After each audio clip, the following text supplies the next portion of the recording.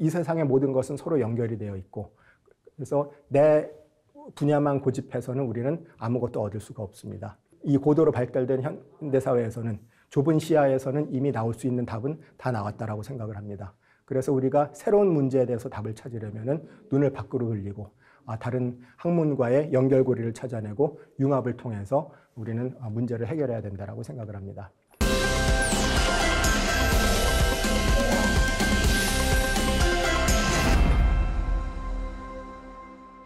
안녕하세요. 서울시립대학교 신소재공학과 홍완식입니다.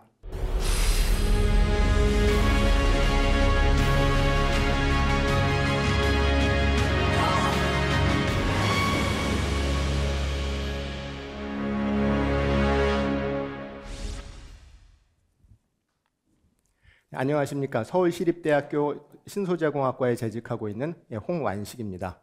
오늘은 재료공학의 현재와 미래라는 주제로 여러분께 한 말씀 드리겠습니다. 우리가 보통 매스컴에서 소부장이라는 이야기를 많이 듣습니다.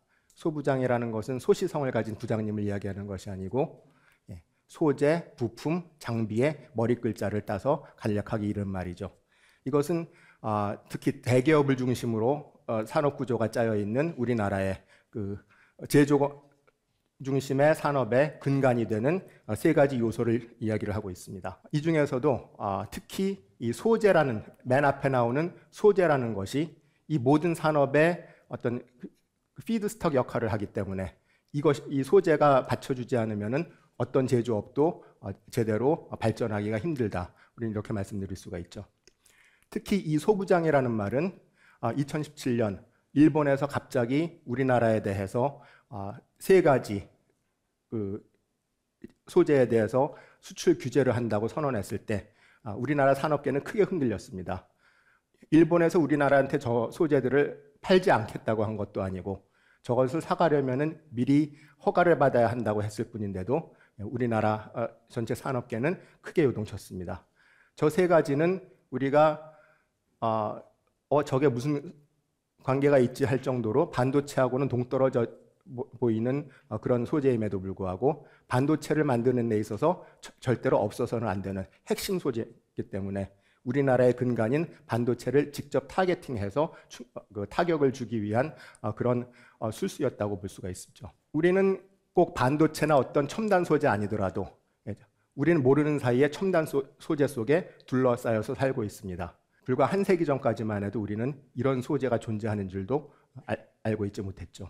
즉, 이 소재는 그냥 땅에서 캔 것이 아니라 인간이 직접 아이디어와 시간을 들여서 그리고 노력을 들여서 새로 만들어낸 소재들이라고 볼 수 있습니다. 그래서 인류 문명의 발전은 바로 소재 발전의 역사라고까지 말씀드릴 수가 있는데요. 구석기 시대에 인간이 인식하고 직접 사용했던 소재는 채 10가지가 되지 않았을 것입니다. 그런데 그것이 19세기가 되면서 이제 수백 가지로 늘어났죠.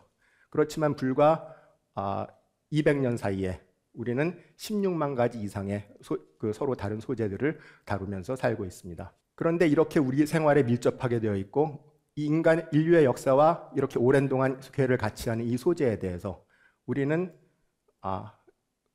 거기에 대한 여러 가지 질문을 하면서도 막상 그 질문에 대해서 자신 있게 대답할 수 있는 사람들은 그렇게 많지 않습니다. 자, 그렇다면 일반적으로 물질이라고 하는 것과 우리가 재료라고 또는 소재라고 했을 때는 그것은 어떤 차이가 있길래 이것이 서로 다른 말로 또는 다른 의미로 우리에게 전달이 될까요? 먼저 물질이라는 것은 이 지구상에 있는 그리고 이 우주에 존재하는 모든 것들을 대상으로 합니다. 그래서 그 자체가 탐구의 대상이 되고 그 자체를 탐구하는 데 대해서 아무도 의견을 갖지 않습니다. 그리고 어떻게 보면 정의가 명확하게 내려질 수가 있죠. 이것은 특히 이제 서구의 근대 과학을 이끌어온 원자주의의 물질관이 모르는 사이에 우리의 현대 과학을 구성했기 때문에 어떻게 보면 자연스럽게 받아들여질 수 있습니다. 현대 과학이 시작되면서 이 과학자들은 물질을 이루는 기본 구성 요소를 파악하고 그리고 모든 물질에 일반화될 수 있는 이론을 정립해 나가기 시작했습니다. 그래서 원소, 주기율표의 개념이 생겼고 원자결합, 화학양론적 반응, 그래서 화합물에 대한 개념이 생겼습니다. 자, 그런데 문제는 이것만으로 성질을 예측하고 이것만으로 어떤 설명을 하려고 했을 때 우리가 직접 자연에서 캐서 사용하는 재료에 대해서는 이 이론과 실제의 괴리가 너무 크다는 것이 문제입니다. 그렇다면 이제 재료라는 것은 과연 무엇일까요? 이 물질은 내 주관과는 상관없이 이 세상에 존재하는 모든 그 물질을 가리키지만 재료라는 것은 철저히 우리의 필요에 의해서 보는 것입니다. 그래서 어떤 물질을 우리가 재료라고 대할 때는 내가 이런 것을 만들기 위해서 이런 것이 필요하기 때문에 거기에 대해서 그 포커스를 좁혀서 생각할 때 비로소 그때 우리는 물질을 재료라고 부르기 시작합니다. 일례로 20세기 중반까지만 해도 사람들이 재료라고 생각하면은 금속의 범위를 크게 벗어나지 않았습니다. 그리고 대학교 재료공학과에 반도체와 고분자가 들어온 것이 20세기 후반에나 이르러서야 재료에 포함이 되기 시작했습니다.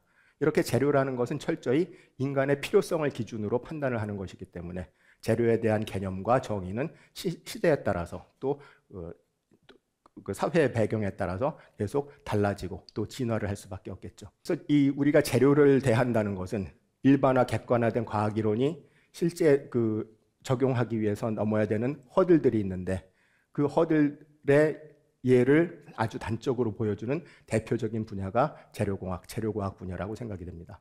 재료공학에서는 오히려 일반적인 내용보다도 경험적으로 습득했을 때 일반 기초 이론이 직접 적용되기 힘들다 하는 예외 조항에 대해서 그것을 다시 순수과학의 도움을 받아서 그 예외 조항을 집중적으로 탐구하는 것이 재료과학 분야다. 이렇게까지도 말씀드릴 수가 있죠.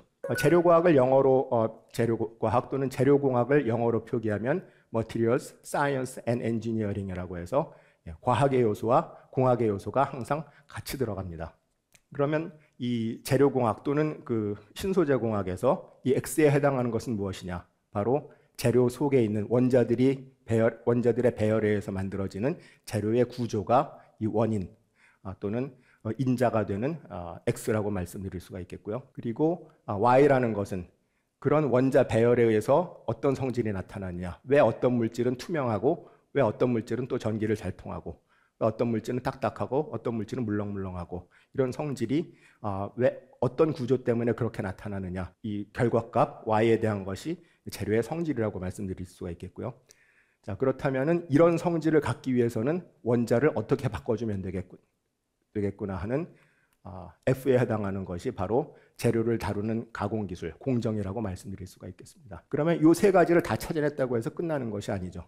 정말 이 원자가 그런 우리가 생각하는 그런 구조대로 배열이 되어 있는지, 그리고 이 물질이 나타내는 성질이 우리가 원하는 그 성질이 맞는지 항상 확인을 하고 분석하고 하는 작업이 필요합니다. 그래서 이 네 가지가 재료과학, 재료공학의 중심, 핵심 주제라고 볼 수가 있습니다. 구석기 시대부터 어쩔 수 없이 내가 원하는 그런 모든 성능을 다 갖춘 그 도구를 내 손에 넣기 위해서는 재료의 성질에 대해서 탐구를 하고 충분한 이해를 해야 되고, 그리고 내 목적에 맞게 가공하는 여러 가지 작업과 그다음에 노력이 들어갔을 것이고요. 그것이 바로 재료과학의 처음 시작이었다고 이렇게 말씀드릴 수가 있습니다. 즉 재료과학은 어느 날 갑자기 생겨난 학문이 아니라 구석기 시대 인류가 이 세상에 이 자연에 적응하려고 노력하는 순간부터 인류와 교회를 같이 해온 가장 오래된 학문 분야라고 말씀드릴 수가 있죠. 자, 그런데 이렇게 오래되고 인류와 밀접했던 재료과학을 우리는 왜 그렇게 낯선 것이고 왜 잘 모르고 있는 것일까요? 이 재료는 처음에도 말씀드렸던 것 같이 그냥 자연에 있는 거 갖다 쓰면 되는 거다라고 하는 그런 생각이 오랫동안 우리를 사로잡혀 있었습니다. 불과 몇 세기 전까지만 해도 동양도 그렇고 서양에서도 그렇고 이 사원소설이라는 것 때문에 공기, 물, 이 세상 만물은 공기, 물, 북, 흙 네 가지로 구성되어 있고 그중에 재료에 해당하는 것은 흙 하나밖에 없었습니다. 즉 땅에서 그냥 캐면은 그것을 바로 쓰는 게 재료다. 이 생각에서 벗어나기가 어렵죠. 공학의 다른 학문 분야는 구체적인 물건을 만들어내는 것에 집중하는 데 반해서 재료라는 것은 그 물건을 만드는 데 필요한 그 기본 재료 자체를 탐구합니다. 그런데 재료라는 것은 그냥 우리에게 늘상 주어진 것이고 이것을 사용해서 무언가를 만드는 목적이라기보다는 수단에 불과하다 보니까 아무래도 사람들의 관심이 덜한 것 같습니다. 아마추어와 프로의 차이가 무엇일까?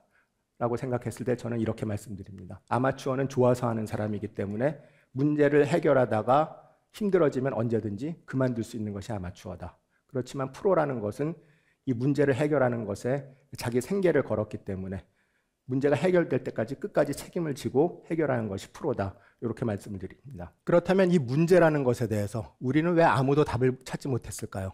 그것은 이 문제 속에 모순이 존재하고 있기 때문입니다. 모순은 크게 두 가지로 나타나는데요. 첫째는 물리적 불가능입니다. 어느 하나가 무겁은 동시에 가벼워한다든가 또는 빠르게 일어나는 동시에 느리게 일어나야 한다든가 이렇게 서로 동시에 존재할 수 없는 상반된 특성이 존재하는 것을 물리적 불가능이라고 하고요. 또 한 가지는 트레이드 오프라고 이야기할 수가 있습니다. 트레이드 오프는 우리말로는 상충이라고 번역이 되는데 상충이라는 말보다는 영어의 트레이드 오프라는 것이 이 모순의 특성을 더 잘 대변해주고 있다고 생각합니다. 트레이드 오프라는 것은 문제를 해결하기 위해서 어느 쪽을 개선시키면 항상 다른 곳에서 또 나빠지는 곳이 있다는 뜻입니다. 반대로 이쪽을 다시 증가시키려고 하면은 이쪽이 다시 나빠지는 것, 즉 양쪽이 서로 반대 방향으로 움직이는 것을 우리는 트레이드 오프라고 얘기합니다. 그래서 이 모순을 극복하는 방법은 이 두 가지 가지고 아무리 타협점을 찾으려고 해봐야 이 서로 지금 상반되는 특성을 가지고 있기 때문에 우리는 답을 찾기가 힘듭니다. 그래서 모순을 해결하는 방식에서 세 가지를 말씀드릴 수가 있는데요. 그 중에 첫 번째가 바로 융합해서 시너지를 도모하는 법입니다. 이 인류는 옛날부터 집벽돌이라는 걸 만들었었습니다.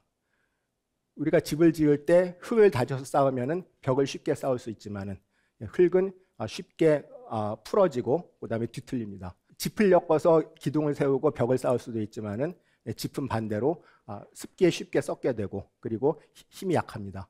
그런데 이 두 개를 결합했을 때 흙이 풀어지고 뒤틀어지는 것을 짚이 막아주었고요. 짚이 썩고 그다음에 짚이 힘을 못 받을 때 이것을 흙이 대신해 줬습니다. 그래서 이 양쪽에 서로 단점을 보완하고 장점을 살려주는 쪽으로 집벽돌이 발달하면서 아주 오랜 옛날부터 우리는 지구라트라든가 하는 고대 건축물을 세울 수가 있었죠. 모순을 해결한 두 번째 경우는 제3의 요소를 찾아내는 겁니다. 모순을 일으키고 있는 두 가지 요소를 아무리 붙잡고 씨름해봐야 이 자체로는 해결책이 나오기가 힘들죠. 그럴 땐 우리는 호기심 가득한 눈을 밖으로 돌려야 됩니다. 그랬을 때 이 두 요소와 상관이 없어 보이지만 제3의 요소가 들어와서 이 모순을 해결해 줄 수가 있습니다.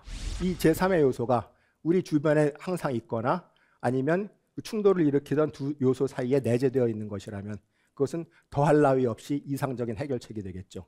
이럴 경우에 우리는 혁신적인 발명이다 라는 칭호를 붙입니다. 그렇지만 이 제3의 요소가 어떤 특정 지역에 편중되어 있거나 우리가 그것을 얻기 위해서 많은 시간과 노력을 들여야 되는 것이라면 인류는 역사적으로 그것을 내 손에 넣기 위해서 삶의 방식을 송두리째 바꾸는 것도 마다하지 않았습니다.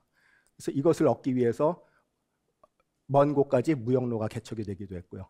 그리고 이것을 얻기 위해서 수많은 전쟁이 일어나기도 했습니다. 모순을 극복하는 제 세 번째 방법으로는 우리가 자연에서 배운 교훈을 놓치지 않고 그것을 인간의 노력으로 우리 것으로 만든 것을 또 사례로 들 수 있습니다. 행운은 누구에게나 찾아오지만 아무나 그 행운을 붙잡는 것이 아니라 깨어있는 자만 그 행운을 붙잡는다는 말이 있습니다. 자연은 사막에 벼락을 쳐서 사막의 모래로부터 유리를 만들어줬습니다. 많은 사람들은 그냥 신기한 현상으로 보고 넘기고 말았지만은 그 유리를 내가 한번 만들어 보자라고 생각한 사람들이 있었겠죠. 자, 여기서 인류는 또 모순에 부딪혔습니다. 유리를 만들려면은 모래를 아주 높은 온도에서 올려야 됩니다. 그런데 그렇게 높은 온도로 불을 떼면은 그 유리를 만들 수 있는 그릇과 그 주변의 모든 시설도 같이 녹아버립니다. 역시 인류는 모순에 빠졌습니다. 그때 인류가 평소에 세제 또는 비료로 사용해 오던 탄산나트륨 또는 석회석 이런 것을 넣었더니 모래가 훨씬 낮은 온도에서 녹는 것을 발견을 했죠. 보통 우리가 과학연구뿐만 아니라 우리가 학문 연구를 하는 데는 이런 사이클을 다 거치게 되죠. 처음에 질문으로부터 시작을 합니다. 질문으로 시작해서 그 질문에 대한 관련 자료를 충분히 공부하고 습득을 한 다음에 가설을 세우게 되죠. 가설을 세우고 그 가설에 대한 검증이 이루어집니다. 그리고 검증에 대해서 이제 여러 가지로 평가가 이루어지겠고요. 그리고 그 평가가 완전히 끝나서 이 가설에 대해서 확신이 생기면 이제 그것을 학계에다가 보고를 합니다. 그러면 다른 사람들이 보고한 이 리포트를 읽고 그다음에 또 거기서 다시금 질문이 시작이 되고, 그래서 이 사이클이 돌아가는데 현재 여기에 이 질문 단계에서부터 이런 식으로 인공지능이 개입하기 시작했습니다. 수많은 논문들로부터 정보를 모아서 컴퓨터가 질문을 만들어서 제시를 해줍니다. 그러면 그 중에서 이 질문과 관련된 정보들만 뽑아서 정리를 해주고요. 그리고 거기서 이제 이것이 설명을 해줄 수 있느냐 없느냐까지 판단을 해줍니다. 그러면은 이것을 종합해서 이제 가설을 제시를 해주고요. 그러면 로보틱스와 결합이 돼서 이 가설에 대한 실험을 직접 수행을 합니다. 그러면 이 실험 결과로부터 이제 패턴을 추출하고 그다음에 이 패턴에서 벗어나는 그 변칙을 판단을 해가지고 또 그 안에서 새로운 인사이트를 제공을 해주고요. 자, 그렇게 되면은 이것을 이제 학계에다가 보고를 하는 것과 동시에 컴퓨터 데이터베이스에 쌓여서 다시 인공지능을 훈련시키는데 활용이 되고, 이 사이클이 이제 계속 돌아가면서 이제 인공지능이 중심이 돼서 학문 연구가 시작되는 그런 수준까지 지금 발전이 되고 있습니다. 10의 100승을 영어로 구글이라고 표현을 하는데요. 그 구글이라는 말에서 이 구글이라는 회사의 이름이 지어졌고, 10의 100승 하면 누구나 이 세상에서 가장 큰 숫자라고 개념적으로 이해하는 숫자입니다. 그런데 우리가 아직 손에 만져보지도 못했고 아직 실험도 해보지 못했고 연구도 해보지 못했지만 어쨌든 이 세상에 존재하는 원소로부터 조합이 가능한 그 조합을 해서 만들어낼 수 있는 고분자의 숫자만 해도 이론적으로 10의 108승계가 됩니다. 이것을 인간이 다 일일이 해보려면은 엄청난 시간이 걸리고 과연 이것이 가능할지도 의문인데, 이것을 인공지능의 힘을 빌어서 이 문제를 들여다본다면 어쩌면 인간의 머릿속으로만 이루어지는 것보다 훨씬 더 빠른 시일 내에 결과를 얻을 수도 있을 것이라는 생각을 하게 됩니다. 그래서 현재 인공지능은 이렇게 인포메틱스 위주로 연구에 활용이 되고 있는데요. 이것이 막상 재료과학의 중심으로 들어오려면은 재료공학이 가지고 있는 근본적인 한계가 있습니다. 일단 인공지능의 시스템을 하나 구축하기 위해서는 훈련에 필요한 데이터 세트가 최소 수만 세트 이상 필요합니다. 그렇지만 재료공학에서 그 데이터를 공급하려면 일일이 실험을 거쳐야 되는데, 실험을 통해서 확보할 수 있는 데이터의 수는 기껏해야 수백 세트, 보통 수십 세트에 불과합니다. 또 한 가지는 이론과의 정합성 문제인데요. 인공지능에서는 입력이 주어지면은 그 안에서 인공지능 모델에 의해서 산출될 결과들은 그 내부에서 어떤 일이 벌어졌는지는 우리가 인간이 알 수도 없고 알 필요도 없습니다. 그렇지만 재료공학에서는 입력이 주어졌을 때 어떤 과정을 거쳐서 이런 결과가 나왔는지에 대해서 원자 수준에서 벌어지는 물리적인 현상들을 그대로 다 설명을 할 수가 있어야 되기 때문에 전반적으로 인공지능이 도입이 되는 데는 아직 많은 어려움이 있습니다. 재료의 가장 큰 특징은 바로 동양과 서양, 과거와 미래, 이 세상의 우리 사회의 모든 부분을 이어주는 연결성이라고 생각을 합니다. 그리고 학생들에게 우리의 미래를 짊어진 후학들에게 이 단선적인 시각이 아니라 이 세상 만물이 모두 연결되어 있는 시각을 심어주는 것이 우리가 해야 할 가장 시급한 일이 아닐까 그렇게 생각합니다.